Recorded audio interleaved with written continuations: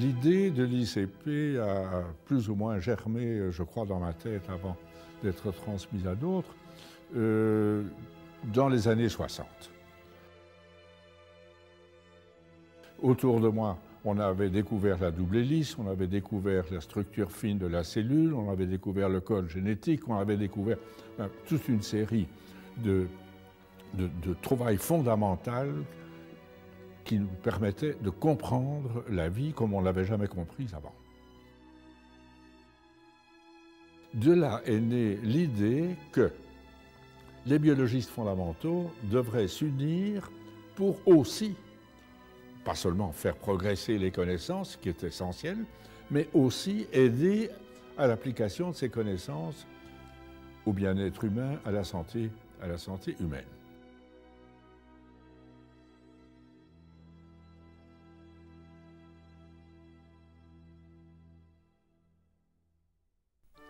En 1974, le prix Nobel de médecine couronnait l'œuvre scientifique de Christian de Duve.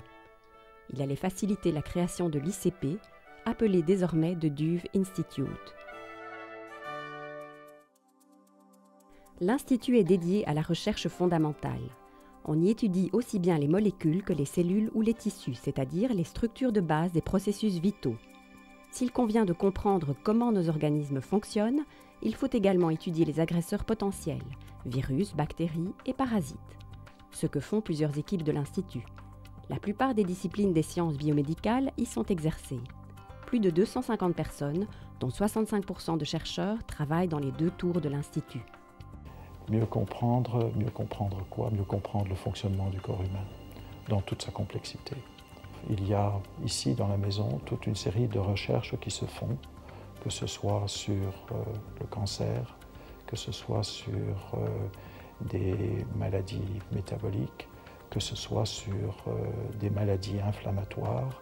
Dans chaque cas, on tâche de comprendre ce qui ne va pas pour parvenir à comprendre comment les choses se passent quand elles marchent. Les disciplines étaient devenues tellement spécialisées, les techniques tellement compliquées, que plus personne ne pouvait dominer l'ensemble du problème. Il fallait mettre ensemble des gens qui étaient des experts de la biochimie, mais qui ne connaissaient rien en immunologie, avec des experts de l'immunologie qui ne connaissaient rien en biologie, et ainsi de suite.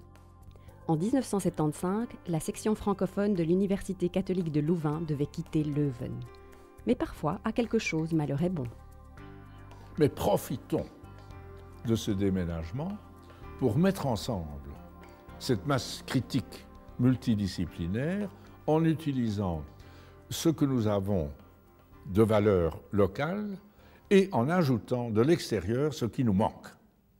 Au départ, les bâtiments comprenaient 50% d'espace supplémentaire en gros œuvres pour héberger de nouvelles équipes à recruter sur une large base internationale. 5 ans plus tard, tout était achevé, équipé et occupé. Dès 1977, l'Institut Ludwig de recherche sur le cancer décidait de soutenir les travaux de Thierry Beaune à l'ICP. Il venait en effet de démontrer chez la souris l'efficacité de certains vaccins contre des tumeurs particulièrement agressives. Il fallait que ce soit une découverte significative pour que cette fondation décide d'investir dans l'Institut. Les résultats de la souris se sont confirmés sur les tumeurs humaines et au bout de 20 ans d'un travail combiné d'immunologie et de génétique, nous avons pu identifier un nombre important d'antigènes tout à fait spécifiques présents sur les cellules cancéreuses humaines. Tout ceci menant au concept qu'il y a vraiment une immunosurveillance, qu'il y a vraiment une surveillance du système immunitaire pour déceler des anomalies génétiques dans nos cellules, anomalies qui sont présentes dans les cellules cancéreuses. En 1981, Sa Majesté la Reine Fabiola accordait son haut patronage à l'Institut. Depuis, l'intérêt des souverains pour la recherche fondamentale ne s'est jamais démenti. Voilà maintenant 30 ans que l'Institut existe, la 3e génération se prépare à la relève. Le but premier de l'Institut est la recherche fondamentale. Elle peut se comparer à une incursion dans l'inconnu. À l'instar de celle des grands explorateurs, la démarche est planifiée à partir d'une idée préconçue ou d'une représentation imaginaire du terrain. Mais on ne trouve pas nécessairement ce que l'on cherchait. Souvent, quand on cherche des gènes pour une maladie dont les causes sont inconnues, on ne sait pas où on est en train d'aller, parce qu'en génétique, on utilise une recherche aléatoire et c'est fait par la position dans le génome, pas par la fonction. Mais quand on trouve le gène qui est muté, souvent c'est un gène dont la fonction est inconnue. Christian de Duve lui-même a expérimenté le caractère imprévisible de la recherche fondamentale.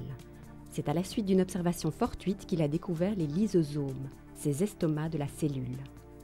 J'avais commencé avec mes premiers collaborateurs à Leuven, dans la fin des années 40, début 50, des recherches qui allaient me permettre de préciser et de mieux comprendre le mécanisme d'action de l'insuline. Et c'est au cours de ces travaux que je suis tombé sur une observation inattendue qui n'avait rien à voir avec ce que je cherchais, mais qui a chatouillé ma curiosité. Je me dis, ça c'est bizarre. Bon, je vais mettre l'insuline de côté pendant quelques semaines ou quelques mois, parce que je voudrais quand même comprendre cette observation tout à fait bizarre que j'ai faite. La caractérisation des lysosomes allait mener à l'explication de nombreuses maladies génétiques ou acquises, particulièrement des maladies lysosomiales découvertes par Jerry Hersz. Elle a inspiré plusieurs tentatives thérapeutiques qui se sont révélées efficaces. L'emblème de l'Institut unit le serpent d'Esculape, symbole millénaire de la médecine, à la double hélice de l'ADN, symbole de la biologie moderne. Si l'objectif premier de l'Institut est la recherche fondamentale, ce n'est pas seulement pour satisfaire une curiosité légitime, mais c'est aussi et surtout pour mettre ces découvertes au service de la médecine, en collaborant si nécessaire avec l'industrie. Le mot d'ordre de l'Institut se justifie donc pleinement. Mieux comprendre pour mieux guérir.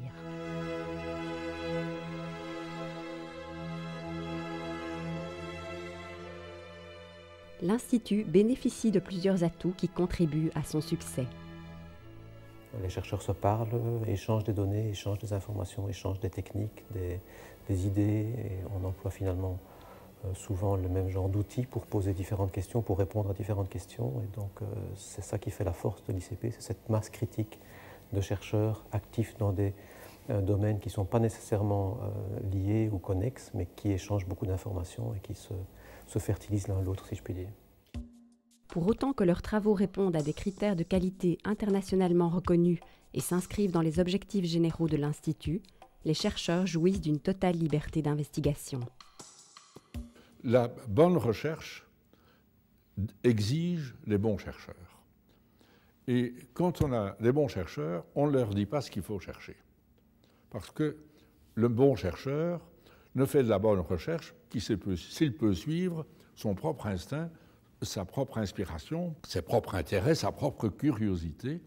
Et donc la philosophie, c'est de dire, faites tout ce que vous pouvez pour trouver les meilleurs chercheurs au monde, et puis foutez-leur la paix.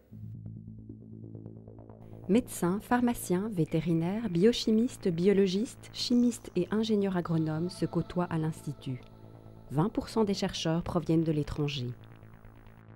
Les chercheurs, c'est un petit peu comme une bombe atomique, ça a besoin d'une concentration critique pour que les choses fonctionnent, que les idées jaillissent. Et ça, c'est exactement ce qu'on a pu réaliser à l'ICP. Le mécénat a permis à près d'une centaine de chercheurs étrangers de travailler dans l'Institut. Certains s'y sont établis définitivement. Nous recrutons sur le marché mondial. Mais on y parvient parce que nous avons de très bons chercheurs, et les bons chercheurs attirent les bons chercheurs.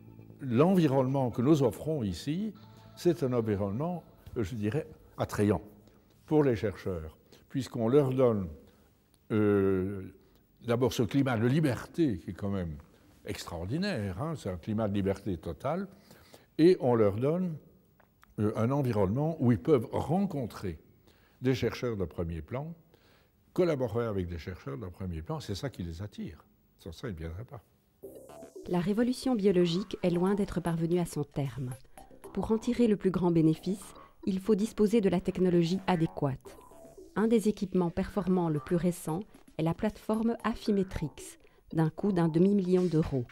Ces applications permettent notamment d'identifier des gènes responsables des maladies héréditaires ou des anomalies liées aux différents types de cancers. C'est important d'avoir une politique de renouvellement ou d'achat de gros équipements, c'est un aspect, mais également une politique qui fait que les équipements sont bien exploités par des personnes qui les connaissent extrêmement bien et qui mettent leurs compétences à la disposition de la communauté scientifique au sein de l'Institut de Duve. En 2006, l'Institut a acquis un microscope multiphotonique. Il autorise le suivi des molécules captées dans les cellules au sein d'organes intacts et celui de la migration des cellules nerveuses, vasculaires, hépatiques ou cancéreuses. Il permet l'étude des altérations des fonctions cellulaires liées à des maladies cardiovasculaires, à la cirrhose ou à des pathologies rénales. L'Institut compte un autre atout, son implantation sur le site de la faculté de médecine de l'UCL. D'abord, il y a un certain nombre de médecins qui pratiquent à l'hôpital Saint-Luc et qui viennent également travailler ici. Et c'est important d'avoir ces médecins parce qu'ils viennent avec des problèmes, ils sont motivés par des problèmes médicaux qu'ils rencontrent dans leur pratique. Les facultés de médecine et des sciences bénéficient à leur tour de la présence de l'Institut qui fournit des enseignants et encadre les étudiants dont certains sont les chercheurs de demain.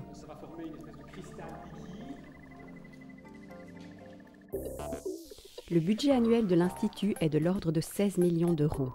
Les sources principales en sont l'UCL et diverses organisations et fondations nationales et internationales.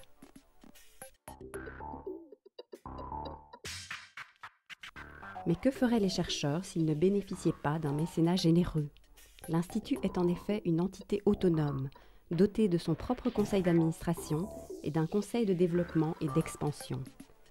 Cette autonomie autorise l'Institut à bénéficier directement d'un mécénat, ce qui lui permet de lancer des programmes et de recruter des chercheurs sans être soumis à certaines contraintes qui entravent les initiatives des universités.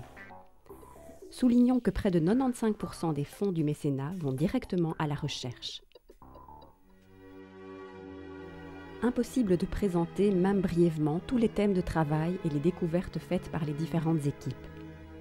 Voici 3 exemples qui illustrent bien l'objectif de l'Institut.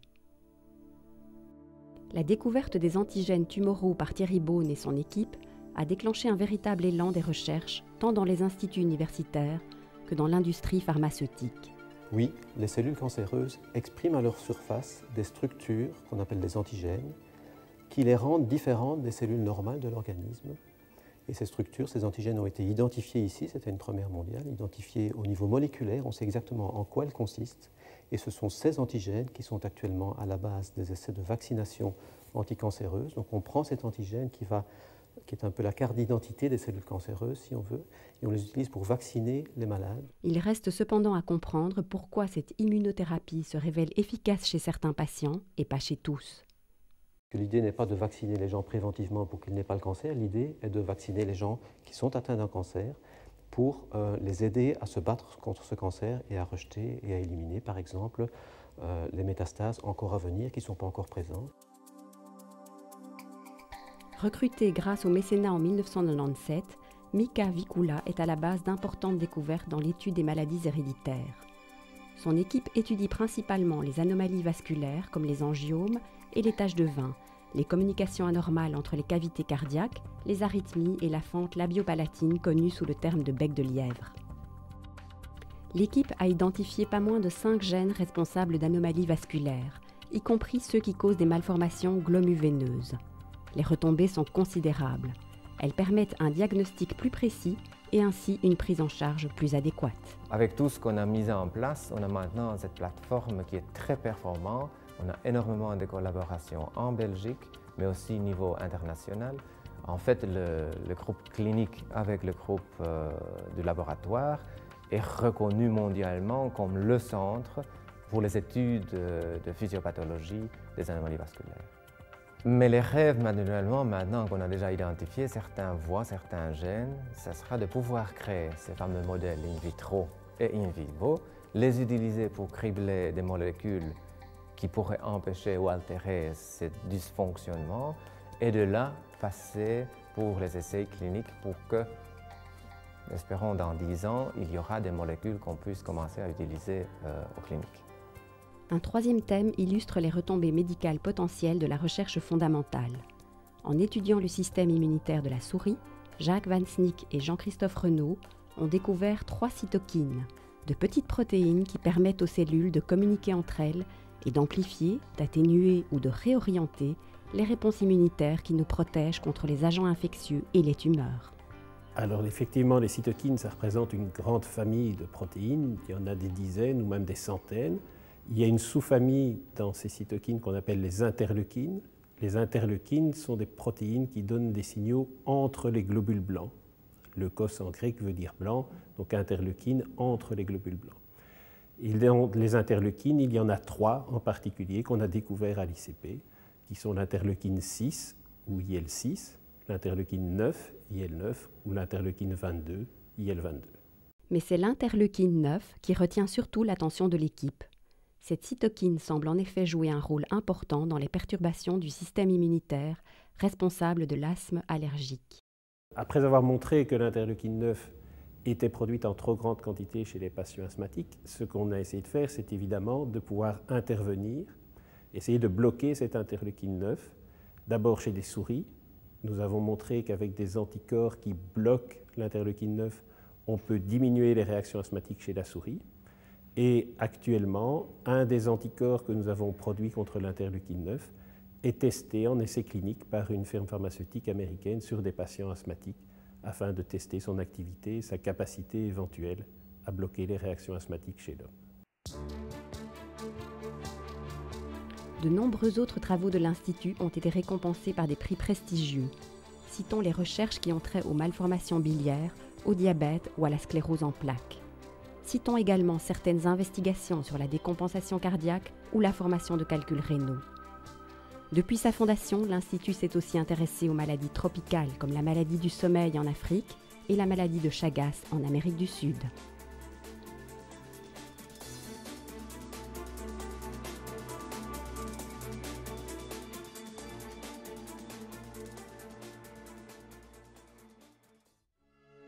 En 1975, Christian de Duve tentait de greffer les uns aux autres 5 laboratoires aux objectifs quelque peu disparates.